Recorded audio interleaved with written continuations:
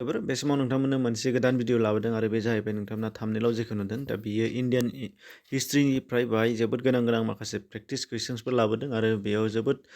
Important बेखौ नोंथांमोना दा नायलांबा मिथिनो मोननाय जागोन बेयो फारि फारि गोबाव खालामाजासे बेनिखौ नायना लादिनि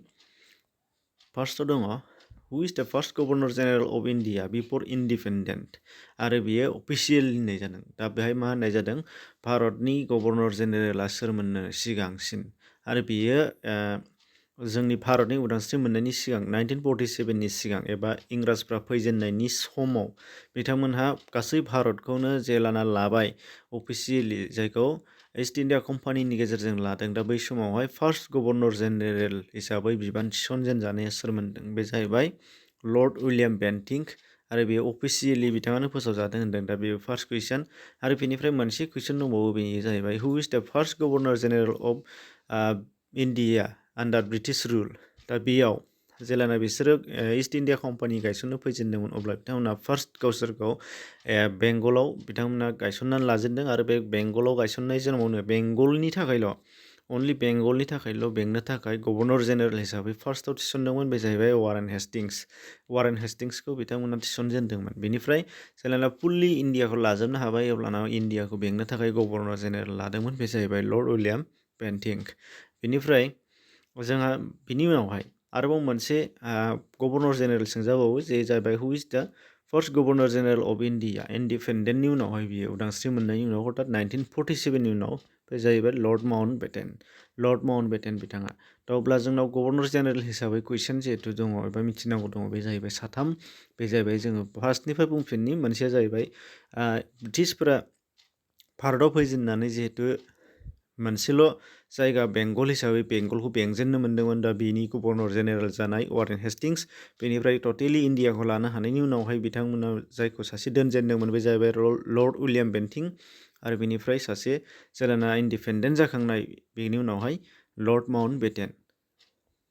बेनिफ्राय दङ बिनिनो फार्स्ट लाफादेरनाय इन्डियाया जेलाना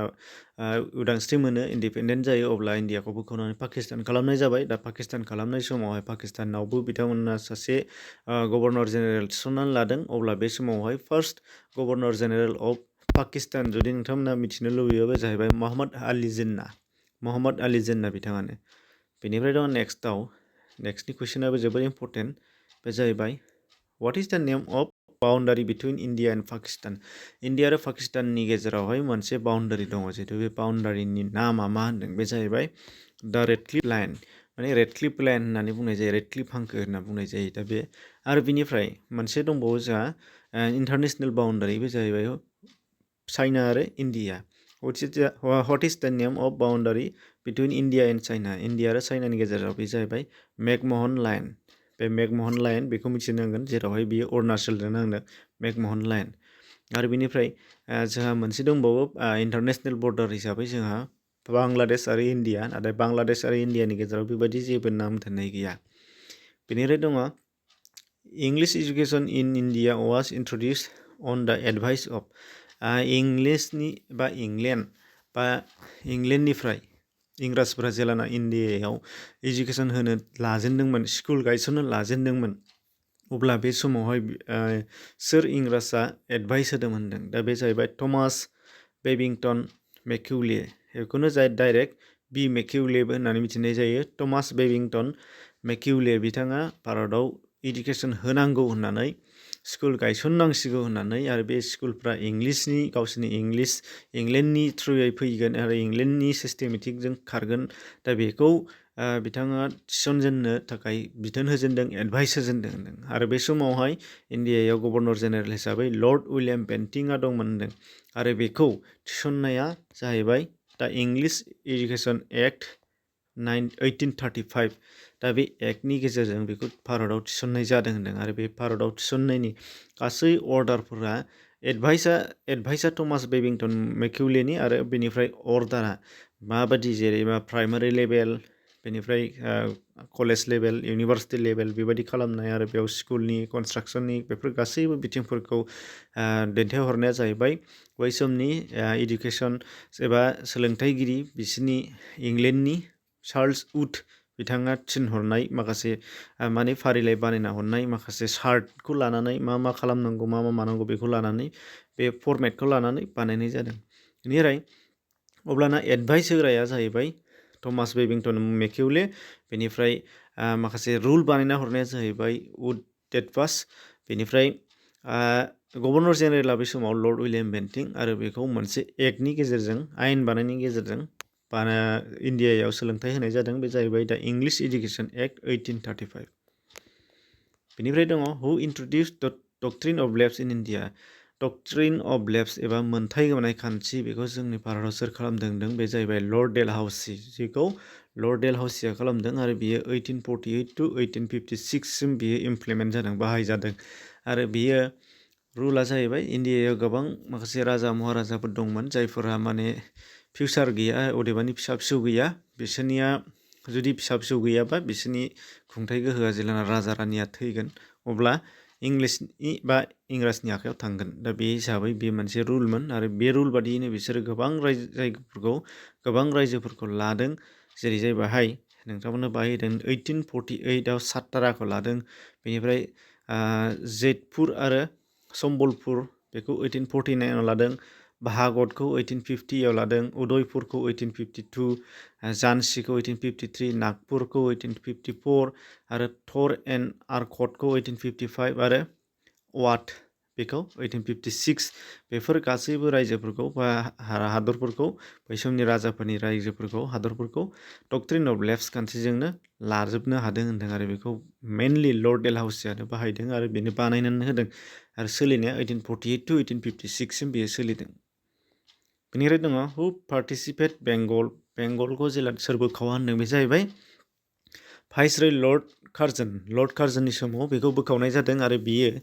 1905आव बानायनाय जादों। 16 अक्ट'बर खालि बियो डिक्लेयार खालामजादों, 1905नि 16 अक्ट'बर खालि। आरो बेखौ बोखावनानै बेंगलखौ बोखावनानै दानि बांलादेश बेखौ इस्ट बेंगल होननानै बेजों लोगोसे आसामखौबो प्लास खालामफानानै होनाय जादों। बे मोनसे स्टेट जादों इस्ट बेंगल एन्ड आसाम। आरो बेनिफ्राय गावसिनियाव गानानै थानाय दानि वेस्ट बेंगलजों लोगोसे दंफायोमोन बिहार आरो उरिष्या, बे मोनथाम रायजोफोर। वेस्ट बेंगल, बिहार आरो उरिष्या बे मोनथाम रायजोजों वेस्ट बेंगल हिसाबै थादों, आरो इस्ट बेंगलजों आसामखौ सोफादों, आरो इस्ट बेंगला दानि बांलादेश। दा बे मोनसे पार्टिसन अफ बेंगल होनबा जों बयबो मिथिगौ। पार्टिसिपेट जादों, नैबे हु पार्टिसिपेट जादों, सरि बेयो हु पार्टिसनसो जानांगौमोन बियो। बेनिफ्राय दङ नेक्स्टआव हु वाज द भाइसरय अफ इन्डिया डिउरिं जालियानवाला बाग मेसाक्र। बे जालियानवाला बागआव जानाय जिहेथु बुथारग्लुंनाय, बे बुथारग्लुंनायनियाव भाइसरयआ इन्डियाना सोर मोनदों? बे जाहैबाय लर्ड चेम्सफर्ड। लर्ड चेम्सफर्डनि समावनो बियो जादों, आरो लर्ड चेम्सफर्डआ बिथाङा भाइसरयसोमोन इन्डियानि थाखाय। आरो जालियानवाला बाग बुथारनाया 1919नि एप्रिल 13आव जादों। बे जाहैबाय पान्जाबनि अमृतसराव जादों बे जाथाया। आरो बेयाव मोनसे बाथ्राया जाहैबाय बै समनि ब्रिगेडियार जेनेरेल रेजिनाल्ड डायार, बे इंराज सान्थ्रि बिबानगिरि जेनेरेल रेजिनाल्ड डायार, बिथाङा अमृतसरनि मिलिटारि कामान्डार हिसाबै दंमोन। आरो बेयावहाय मोनसे बुस्थु सोलिदोंमोन दि 1919आव इन्डियायाव जेसेबांनाखि आफादफोर दङ, भारतनि जेसेबांनाखि आफादफोर दङ, भारताव जेसेबांनाखि सोमावसारग्रा हान्जाफोर दङ, नेसनेल कंग्रेसआनो जा मायानो जा, गासिबो बिसोरो माने भारताव इंराजनि बेरेखायै जेबो रोखोमनि मिटिं जानो मोना, एबा मेल मिटिं गानो मोना, एबा इंराजनि बेरेखायै जेबो सोमावसारनो मोना होननानै बिथोन होनाय जादोंमोन। अब्ला बे समावहाय नाथाय पान्जाबनि अमृतसराव नैबे सोर मिलिटारि कामान्डार जेनेरेल रेजिनाल्ड डायार, बिथाङा बे बिथोनखौ सरकारनिखौ जेबो गनायालासे गासैखौबो मिथिं जानो थाखाय अमृतसरनि मोनसे बाउन्डारिनि सिङाव सोनानै दोन्दोंमोन आरो बेयाव बिनि जालिवाला बागनि मोनसे बाउन्डारि सिङाव सोनानै दोन्दों आरो बे सोनानै दोननानै मिथिं जानो थाखाय चान्स होदोंमोनदों नाथाय जेलाना मिथिं जायो अब्ला बे समावनो बेयाव इनाय भाबै गुलि गावग्लुंनाय जादों होनदों आरो जाय गुलि गावग्लुंनायाव जारिमिननि रेकर्ड बादिब्ला जायगायावनो 1000निबो बांसिन भारतारिया थैनो गोनां जादों होनदों आरो बेखौनो जोबोद दुखुनांथाव आरो जोबोद गिदिर माने जाथाय होननानै मिथिनो मोननाय जायो बेखायनो बेयो जालिवाला बाग बुथारग्लुंनाय होननानै मिथिनो मोननाय जादों आरो बेखौ बुथारहोग्राया अब्ला सोर जाखो जेनेरेल रिजिनाल डायार आरो बिनि समावहाय भाइसरय हिसाबै दंमोन इन्डियायाव लर्ड सेम्सफर्ड आरो बेनि दायाव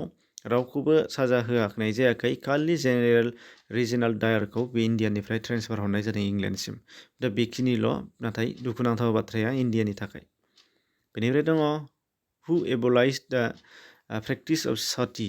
माने मा होनदों सती सावनाय खान्थिखौ भारताव सोर होबथाया होनदों सोर होबथाया होनबाथ' जोङो बयबो मिथिगौ डाइरेक्टलि बेखौ राजा राम महन राय होननानै जों मिथिगौ नाथाय बिनि आन्दोआव दंमोन जोंना गभर्नर जेनेरेल लर्ड उइलियाम बेन्टिंगासो बिथाङासो सती सावनाय खान्थिखौ होबथादों जाय फिसाय थैयोबा सानथ्रिनि फिसाय थैयोबा बिसिया बारस'ना थैफानांगौमोन रान्दि थानो मोनामोन दा बे मोनसेमोन दा बे खान्थिखौ बोस्रांना होनायाव लर्ड उइलियाम बेन्टिंआ जोबोद गोख्रोङै एक्सन लादों आरो बेजों लोगोसे दंफायोमोन बै समनि ब्रह्म समाजनि गायसनगिरि ब्रह्म समाजनि दैदेनगिरि राजा राम महन राय जाय ब्रह्म समाजा 1830आव दाजादों आरो बेनिफ्राय ब्रह्म समाजनि सिगां बिथाङा ब्रह्म सभा मुंनि मोनसे आफाद दाग्रोदोंमोन राजा राम महन रायआ 1828आव बेनिफ्राय बे एखे आफादानो सभायानो समाज जाहैदों 1830आव आरो बेनिफ्राय बे गोबांथार समाजारि बेरेखा खान्थिफोरखौ हिन्दु धोरोमनिखौ फोसाबनानै होदों दा बेनि सोमोन्दै मोनसे गोदान भिडिअ दंखायो बेखौ डिसक्रिपसनाव लिंक मोनगोन बानायखानाय जथायै ब्रह्म समाजनि बागै मिथिगोन टटेलि आरो बेनिफ्राय इन्डियान हिस्ट्रिनि बागैबो गोबांथार 100+ कुइसननि मोनसे भिडिअ दं बेखौ डिसक्रिपसनाव लिंक मोनगोन बेजों थानानै नायबानो जाबाय बेनिफ्राय दङ नेक्स्टआव दङ हु वेयार लाल बाल फाल माने लाल बाल फालआ सोरमोन होनदों बे जाहैबाय लाल बाल फालआ साथाम मानसि बे जाहैबाय लाला लाजपत राय लाल माने बाल गंगाधर तिलक आरो फाल माने बिपिन चन्द्र पाल बे साथाम बेखौ मिथिनो गोनांथार बेयो जोबोद इम्परटेन्ट बेनिफ्राय दङ नेक्स्टआव हु वाज दा लिडार अफ दान्डि मार्च दान्डि दावबायनायनि सायाव दान्डि दावबायनायखौ सोर दैदेनदोंमोन होनदों दा बेजों सोमोन्दो गोनां गासैबो खोथाखौ बाहाय मिथिगोन दा बाहाय मा जादों महात्मा गान्धीया दान्डि मार्चनि एबा दान्डि दावबायनायनि दैदेनगिरिमोन आरो बेयो दान्डि दावबायनायखौ मोनसे मुंजोंबो मिथिनाय जायो बे जाहैबाय सेल सत्याग्रह एबा संख्रि सत्याग्रह होननानै मिथिनाय जायो सेल सत्याग्रह दा बियो मा बुस्थुमोन बे समावहाय दान्डि मार्च जानायनि समावहाय इन्डियायाव संख्रिनि बेसेन बारायदोंमोन आरो संख्रिनि सायाव गोबां खाजोना फोनांदोंमोन सोर इंराज सरकारा दा बेनि थाखायनो संख्रिनि थाखायनो महात्मा गान्धीया बेखौ दान्डिखौ दावबायनो गोनां जादों आरो बे दावबायनायनि संख्रि दिहुननाय थावनिसिम थांनाय जादों आरो भारताव गावसोरनो माने भारतनि मानसियानो संख्रि दिहुननो थाखाय नाजादोंमोन आरो बेयो जाहैबाय बेखौनो संख्रि सत्याग्रह होननानै मिथिनाय जादों सत्याग्रहनि मिनिङा जाहैबाय सत्य आरो आग्रह मोननै वार्डजों जानाय माने मा सैथोनि फारसे उनसंनायनो माने सैथोखौ नागिरनाय होननाय जादों सत्याग्रहनि ओंथिया बेनिफ्राय बाहाय दङ सत्याग्रह दावबायनाया एबा दान्डि मार्चआ जादों सबरमती आश्रमनिफ्राय दान्डिसिम लैथो रुगुंसिम गासै 385 किल'मिटार्स होनदों बे लामाया 385 किल'मिटार्स सबरमती आश्रमनिफ्राय दान्डिसिम आरो बेखौ स्टार्टिं खालामदोंमोन थाबायनाया 12 मार्च 1930निफ्राय 6 एप्रिल 1930सिम 12 मार्चनिफ्रायनो थाबायनानै एकदमबारे 6 एप्रिलसिम थाबायदों 1930सिम दा बेनि जाहोना जादोंमोन ब्रिटिश सेल्फ मन'पलि बे दहायनो खिन्थाखादों इंराजफोरनि संख्रिनि सायाव जाबसिननाय खाजोना संख्रिनि सायाव बेसेन बारायनाय बिनि सायाव जादों दा बे थाबायनायनि डेटखौ गोसोआव लानांगौ 12 मार्च 1930 to 6 एप्रिल 1930 जायगाया सबरमती आश्रम टु दान्डि जानथाया 385 किल'मिटार बेखौ दा बेखिनि आरो बेनिफ्राय गुबुन गोनां